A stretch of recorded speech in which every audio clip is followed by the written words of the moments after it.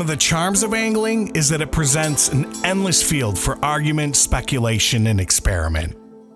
Fishing anglers and those who don't fish argue the object sought after by the angler is the fish. Hell no, you and I know that ain't right. Anglers all agree the game's but one of the trillion of pleasant things that attract them to the pursuit of it.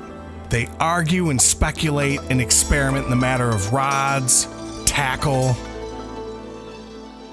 and they argue as to the virtue of the various species, the qualities of the waters, the conditions of the weather. But they have been, and ever will be, calmly agreed as to the object of it all. The love of studying rather than destroying the game. The love of the pursuit itself. They angle because of its healthfulness and the consequent exhilaration of mind and body that attends to the gentle practice, not merely for the fishes it may procure them. The love in the pursuit itself.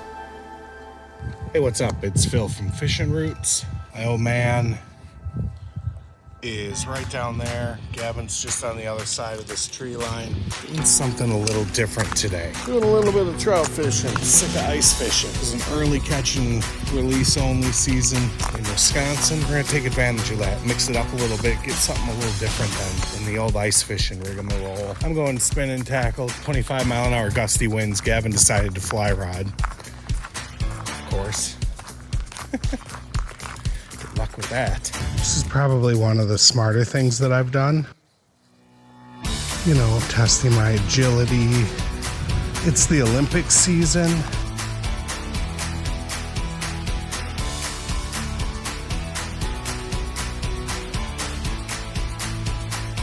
I feel like that's gold medal shit right there.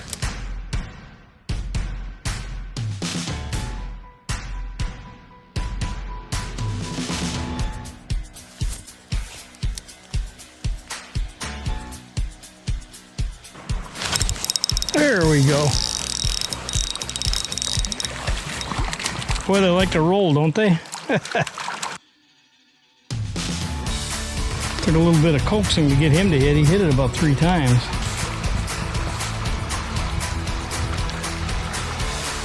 Pretty little brown. Not big, but he's a lot of fun on a light rod. Brown trout. I'll let it go here. There he goes.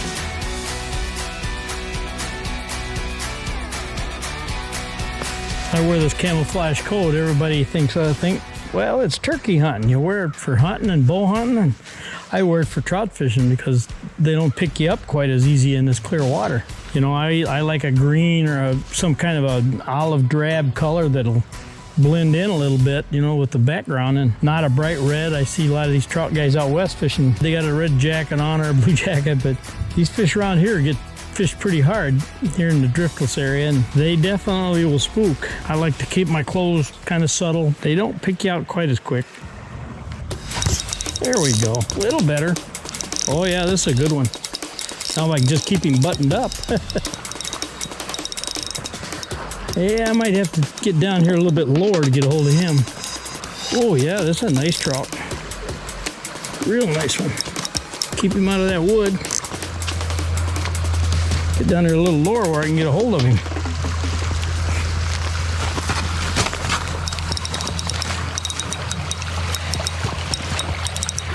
Oh yeah, that's a nice little trout.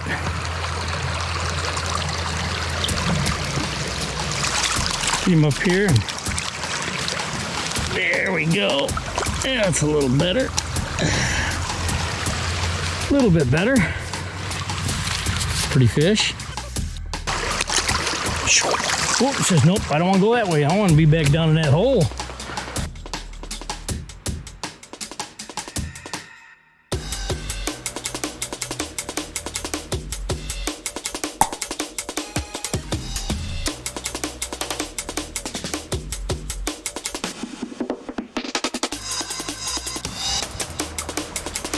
There we go. Another little guy, but you gotta have some.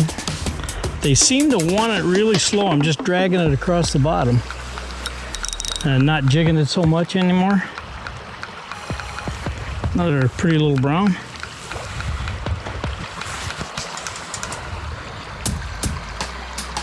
Bring him right up here. Good little guy. And aren't they pretty? Pretty fish. We'll let him go. Put him right out there in that little deeper water. There he goes.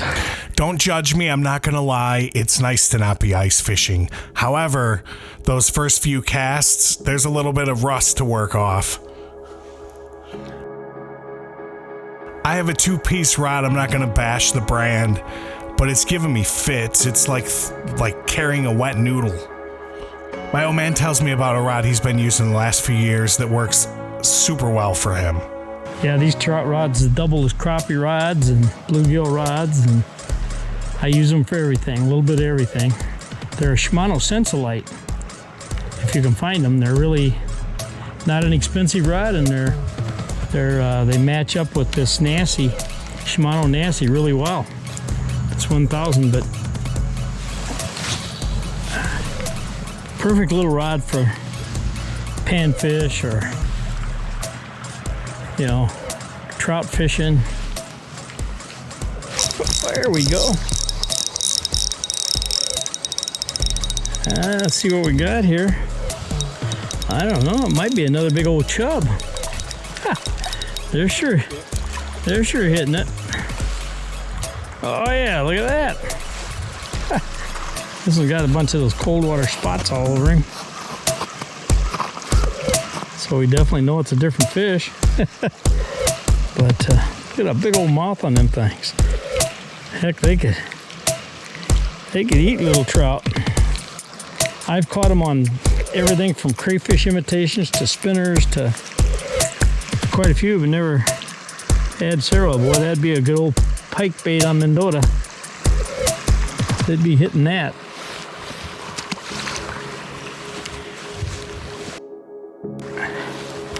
Yeah, you can catch these trout on spinners. You can catch them on flies right now if the guy wants to. You know, fish if you want to fish with a fly rod. A little windy today. I was going to bring I got the fly rod in the truck, but there we go. Stopped it and he grabbed it. There. Ha. You know what I think this is? It's a big chub. A great big chub. Look at this. Yeah. That's a big one. Man, he hit that, and it's a pretty fish too. Yeah, the gill plate on this thing's amazing. Yeah, that's pretty. That's a regular old creek chub there. That's really cool looking. Pink, they get a lot pinker during the spawn. That's a cool fish. Yeah.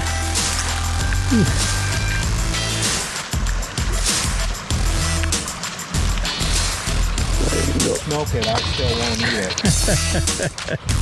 That'd be a good pike bait or muskie bait.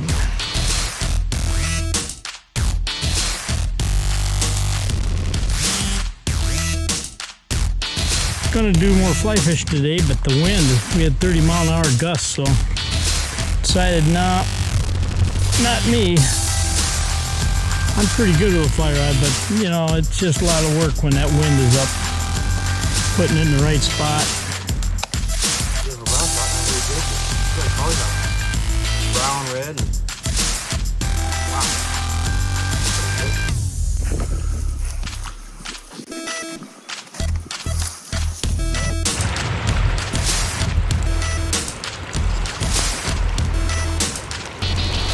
There we go.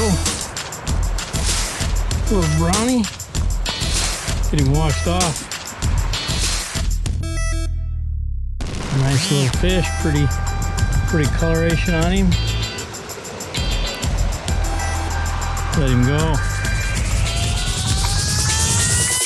Jumper. Oh yeah. Nice.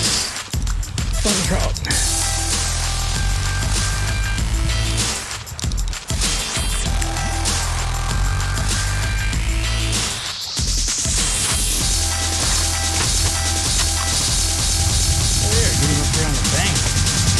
to do something with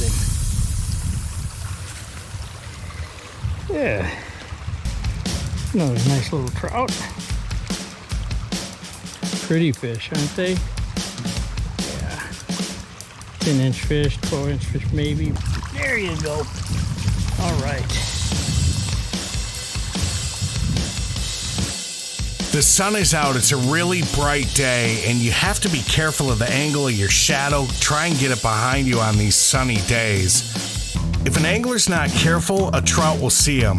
They'll see his shadow, they'll see his rod in the sun reflection. Trout are wise, probably one of the most watchful species of the finny tribes.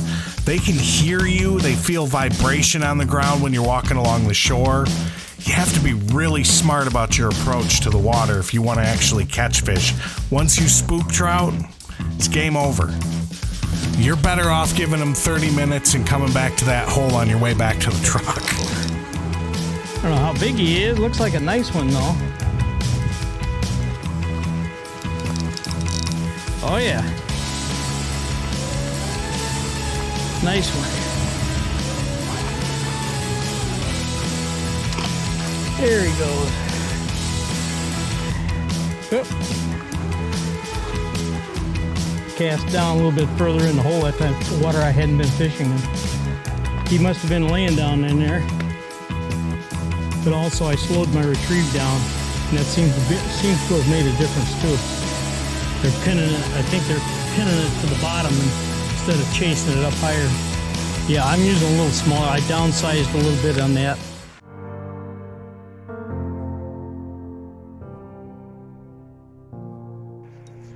Trout fishing. That's a nice trout. Yeah, it's okay. I'd be curious to hear in the comments below, what's your favorite trout lure? What's the one lure that's the most productive in your tackle arsenal? Whether it's a little crankbait, whether it's a little spinning bait, maybe a marabou pattern, something you've tied on your own. Maybe there's a specific pattern that you've seen tied out there on YouTube. I'd be curious to check it out. All of us in fishing roots do our own lure crafting, definitely tie our own flies and our own jig patterns. So if you got a good one, now's your time to let it shine. Oh, hey, don't forget to subscribe and turn on notifications so you get future details on the next fishing route content coming down the pike.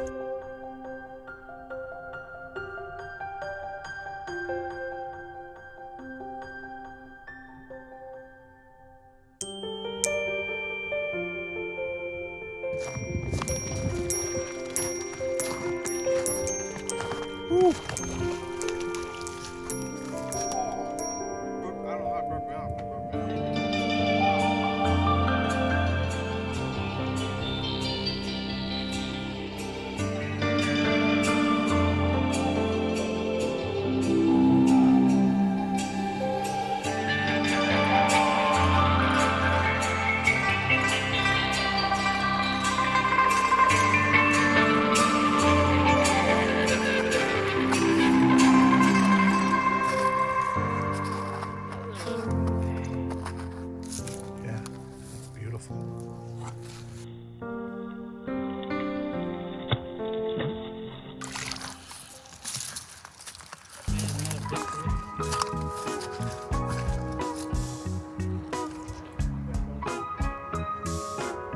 Yeah, we told Gavin we were going, and then you caught a fish. You gonna be okay about I that? don't know how I feel about that one. You told Gavin we were going, and then you caught a fish.